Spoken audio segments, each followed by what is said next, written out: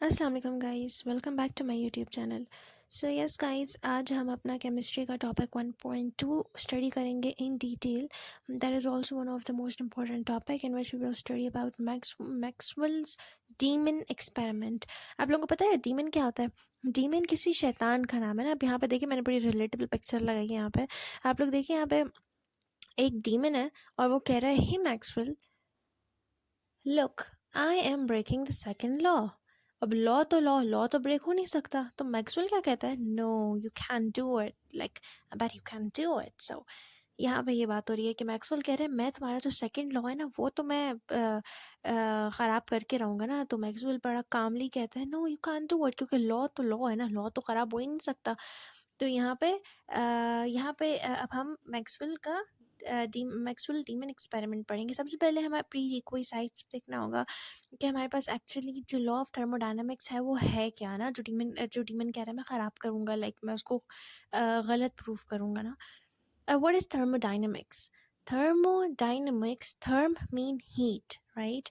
Thermodynamics, science of relationship between heat, work, temperature and energy. अब thermodynamics एक ऐसी science है that deals between different things, like that deals between heat, work, temperature and energy, right? Like अगर हम definition की बात करें तो thermodynamics deals with the transfer of energy from one place to another and from that place to another place. Like हमें पता है ना कि heat जो है वो कहाँ से कहाँ travel करती है. Heat travels from hot body to cold body, like from higher concentration towards the lower concentration. तो हमारे पास जो फर्स्ट लॉ ऑफ थर्मोडायनामिक्स है वो यही है कि heat thermodynamics deals with the transfer of energy from one place to another, and we know that it travels from hot body to cold body. The key concept is that heat is a form of energy corresponding to a definite amount of mechanical work. हमारे पास इसका की concept क्या है कि heat जो है ना, it's a form of energy और वो energy is use to do some sort of a mechanical work, right? As we know that energy is required to do work. तो यहाँ ये कह रहा है कि जो एनर्जी है जो हीट है, it travels from hot body. यहाँ पे मैंने डायग्राम भी बनाई है that thermodynamics is the study of heat from hot body to cold body, and this movement of heat produces work, right? तो हमारे पास ये है, हमारे पास थर्मोडायनामिक्स की डेफिनेशन। यस गाइस, तो अब हम यहाँ पे देखेंगे हमारे पास लॉ ऑफ थर्मोडायनेमिक्स कितने हैं। तो हमें सबसे पहले ये बताना चाहिए कि थर्मोडायनेमिक्स के टोटल 4 लॉ हैं, सही है ना? Zeroth law, first law, second law and third law. तो हमारे पास जो ज़ीरोथ लॉ है वो क्या है? वो कहता है कि two systems are in equilibrium with third system are in equilibrium with each other. मतलब कि अगर दो सिस्टम्स है ना और वो दो सिस्टम्स एक तीसरे सिस्टम के साथ वो है इक्विलिब्रियम के अंदर है, मतलब कि वो तीनों सिस्टम्स एक दूसरे के साथ इक्विलिब्रियम स्टेट में है। फॉर एग्जांपल दो सिस्टम्स तीसरे सिस्टम के साथ इक्विलिब्रियम है, मतलब वो तीनों सिस्टम्स एक दूसरे के साथ जो है वो इक्विलिब्रियम स्टेट में है। ये हमारे पास जीरोथ लॉ हमें बताती है, that is related to the temperature, right? फिर आता है first law. First law is the conservation of energy, that energy can change forms but it neither be created not destroyed, right? मतलब ये वही बात है कि वो हमारे पास फर्स्ट लॉ जो है वो यही है कि energy can neither be created not destroyed but it can move from one body to another. और सेकंड लॉ है हमारे पास एंट्रोपी। एंट्रोपी होता है disorderness in a system, right? वो मैं आपको अभी आगे इन डिटेल बताऊंगी। Entropy of an isolated system always increases, right? वहाँ ये कह रहा है कि अगर हमारे पास एंट्रोपी है किसी आइसोलेटेड सिस्टम में, ना आइसोलेटेड सिस्टम जिसके ऊपर कोई फोर्स एक्ट नहीं कर रही होती है, तो एंट्रोपी किसी भी आइसोलेटेड सिस्टम में हमेशा इंक्रीज करती है। फॉर एग्जांपल जो हमारे पास हीट है, it always flows from the hot body to the cold body, right? फिर हमारे पास थर्ड लॉ होता है entropy of a system approaches is constant as the temperature approaches absolute zero। मतलब ये कह रहा है कि entropy of a system approaches to a constant। हमारे पास entropy जो है वो constant हो जाएगी जैसे ही हमारे पास जो टेम्परेचर वो absolute zero होगा। जैसे ही टेम्परेचर 0 डिग्री सेल्सियस होगा उसी टाइम पे हमारे पास entropy जो होगी वो कांस्टेंट हो जाएगी। फॉर एग्जांपल हमारे पास आइस में जो हमारे पास आइस का टेम्परेचर होता है वो होता है, क्योंकि वाटर फ्रीज होता है 0 डिग्री सेल्सियस पे ना, तो 0 डिग्री सेल्सियस पर क्योंकि आइस में सारे पार्टिकल्स एक बड़े ऑर्डर्ड अरेंजमेंट में होते हैं, तो हमारे पास जो एंट्रोपी होती है वो हमारे पास कांस्टेंट हो जाती है। एंट्रोपी हमारे पास चेंज नहीं होती है, वो जीरो हो जाती है। क्यों? क्योंकि एब्सोल्यूट जो टेम्परेचर वो that is absolute zero, right. Liquid के केस में ऐसा नहीं होगा, लिक्विड में एंट्रोपी ज़्यादा होगी, लेकिन सॉलिड स्टेट में क्योंकि the temperature 0 degree Celsius, all the particles are in order arrangement, तो हमारे पास वो एंट्रोपी कांस्टेंट हो जाएगी। तो हमने यहाँ पे क्या पढ़ा, हमने थर्मोडायनेमिक्स के 4 लॉज पढ़े। Zeroth law that is related to the temperature, first law that is related to the conservation of energy, second law that simply says that entropy of a system always increases, और third law हमने पढ़ा था कि entropy of the system approaches a constant as the temperature approaches absolute zero.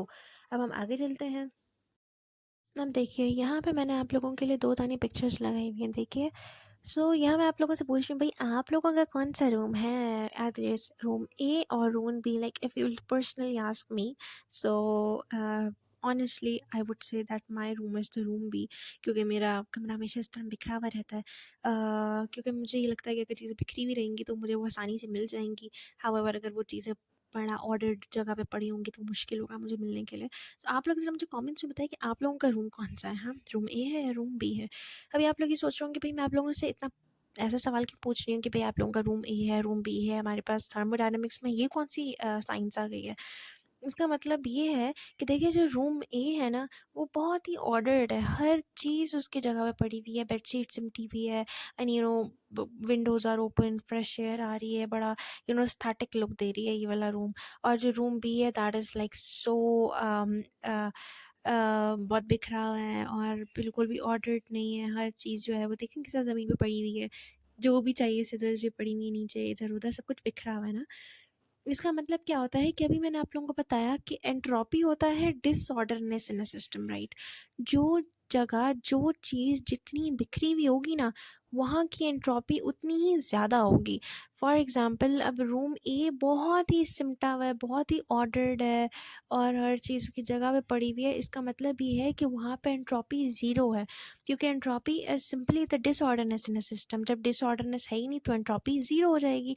इसी तरह जो room भी है वो बहुत बिखरा हुआ है तो एंट्रोपी उसकी बहुत ज़्यादा हो जाएगी। अब मैं यहाँ आप लोगों के लिए लिखा है, what is entropy? Entropy is generally specified as the measure of disorderness of a system. जो सिस्टम जितना ज़्यादा बिखरा हुआ होगा, for example room B that is the most disordered, means उसकी जो एंट्रोपी है वो सबसे ज़्यादा होगी। हाउएवर जो रूम ए है उसकी एंट्रोपी सबसे कम होगी, क्योंकि वो बहुत ही ऑर्डर्ड है, बहुत ही सिमटा हुआ है, हर चीज़ उसकी जगह पे पड़ी हुई है। तो हमारे पास ये कॉन्सेप्ट हमें एंट्रोपी देता है कि entropy is all basically the disorderness of a system. In other words, it is the quantity that is associated with the randomness of the particles in a system.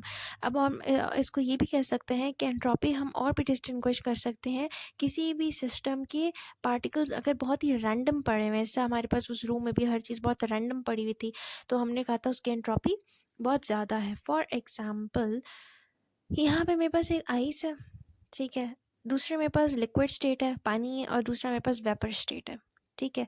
मेरे पास पहली आइस है that is in a form of a cube, right. दूसरे मेरे पास water है जो मैंने एक glass में फिल करके रखा हुआ है, और जो तीसरा है वो मेरे पास एक्चुअली में वो ऐसे स्मोक को बता रहा है, लेकिन मैं उसको स्टीम ले लेती हूँ उससे। ये अब देखिए, अब आइस में मेरे पास जो पार्टिकल्स होते हैं, आप लोगों ने देखा है ना कि आइस में पार्टिकल्स बहुत एक दूसरे के बहुत करीब होते हैं और एक दूसरे से बहुत जुड़े जुड़े होते हैं ना। इसका क्या मतलब है कि उनकी पार्टिकल्स बहुत ऑर्डर्ड हैं।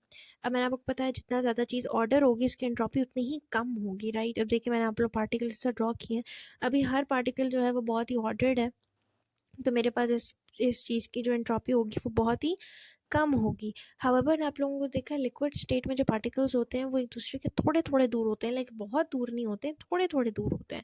तो जिस वजह से उसकी जो एंट्रोपी होती है वो like we can say that's it's normal, सही है ना, इतनी कम है ना इतनी ज़्यादा है। लाइक सॉलिड से थोड़ी सी ज़्यादा है उसकी एंट्रोपी, लेकिन गैसियस स्टेट से थोड़ी कम है, क्योंकि गैसियस स्टेट में जो पार्टिकल्स होते हैं वो तो बहुत ही रैंडम स्प्रेड आउट हुए हुए होते हैं, बहुत दूर दूर होते हैं। तो बहुत ही ज़्यादा रैंडम अरेंज्ड है, बहुत ही ज़्यादा डिसऑर्डर्ड है, जिसकी वजह से हम इसको कहेंगे कि उसकी एंट्रोपी जो है वो सबसे ज़्यादा है, क्योंकि जितना सिस्टम डिसऑर्डर्ड है उतनी ज़्यादा भाई उस सिस्टम की एंट्रोपी है। देखिए सॉलिड में बहुत करीब करीब होते हैं। पहले मैंने ऊपर ड्रॉ किया, तो मैंने कहा अब सारे नीचे कर रही हूँ, तो सॉलिड का भी आपको लोग नीचे दिखा देती हूँ। आई होप आप लोगों को ये वाला कॉन्सेप्ट समझ आ गया होगा कि एंट्रोपी क्या होती है। It is a property of matter. It not only refers to the distribution of molecules but also to the way distributing the energy of the system and all the available energy levels or quanta. देखिए अब जो ये entropy है ना, it's not just about the distribution of the atoms in an element और in any substance. ये जो entropy है ना वो किसी सिस्टम की एनर्जी से भी डिपेंड करती है। देखिए यहाँ पे लिखा हुआ है कि but also the way of distributing the energy of the system and all the available energy levels और क्वांटा। अब इस वाली चीज़ को मैं आप लोगों को अगली वाली स्लाइड में बताती हूँ कि कैसे एनर्जी से भी एसोसिएटेड है ये। यहाँ पे देखिए एंट्रोपी के लिए मैंने आप लोगों के लिए एनर्जी के लिए एक सिंपल सी स्लाइड बनाई है। सबसे पहले मैं देख लेती हूँ एंट्रोपी क्या होती है। एंट्रोपी इज बेसिकली थी disorderness in a system, right? Entropy S is the number of ways energy can be shared out between particles. अब entropy क्या कहती है कि how the energy is distributed, कैसे? The more the disorderness there is, the higher the level of energy. जो system जितना ज़्यादा disordered होगा ना भाई, उतनी ही ज़्यादा उस सिस्टम की एनर्जी होगी। जिस तरह गैसियस स्टेट में सबसे ज़्यादा डिसऑर्डरनेस है, मतलब कि गैसियस स्टेट की एंट्रोपी सबसे ज़्यादा है, इट मीन्स उसकी एनर्जी सबसे ज़्यादा है।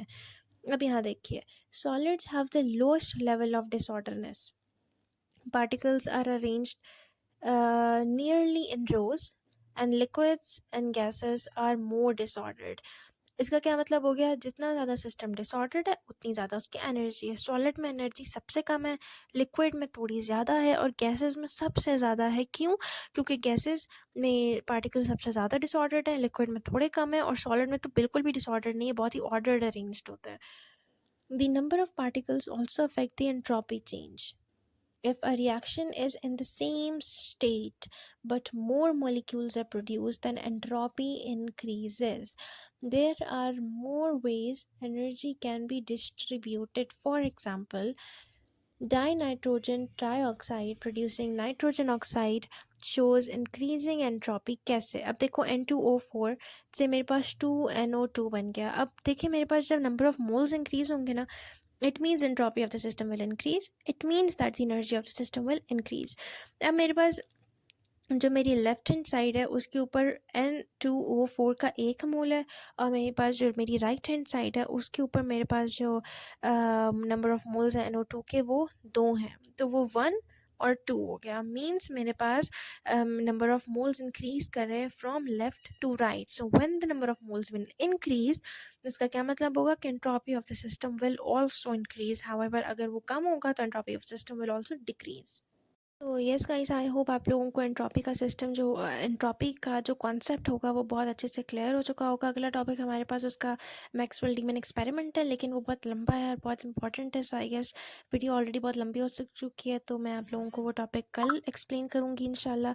तो बस आप लोगों ने एक मेजर कॉन्सेप्ट जो आप लोगों को यहाँ लिख कर दे रही हूँ वो याद रखना है कि एंट्रोपी क्या है। It is directly proportional to the disorderness और जो एनर्जी है that is directly proportional to the entropy. जितनी ज़्यादा एंट्रोपी होगी उतनी ज़्यादा एनर्जी उस सिस्टम के अंदर मौजूद होगी। गैसियस स्टेट में सबसे ज़्यादा एनर्जी होगी, लिक्विड में से कम होगी और सॉलिड में बिल्कुल कम होगी। तो ये कॉन्सेप्ट है, आप लोगों ने इसको याद रखना है। और बाकी हमारे पास जो मैक्सवेल डीमन एक्सपेरिमेंट है इंशाल्लाह हम उस पर स्टडी करेंगे इन डिटेल, क्योंकि वो थोड़ा लंबा है। सो आई होप आप लोगों को ये सब कुछ समझ आ गया होगा, ये सारी स्लाइड समझ आ गई होगी। अगर थोड़ी सी भी आप लोगों को कन्फ्यूजन है किसी भी चीज़ में तो आप लोग मुझे ज़रूर बताइएगा। I will see you tomorrow इंशाल्लाह। अल्लाह हाफ़िज़।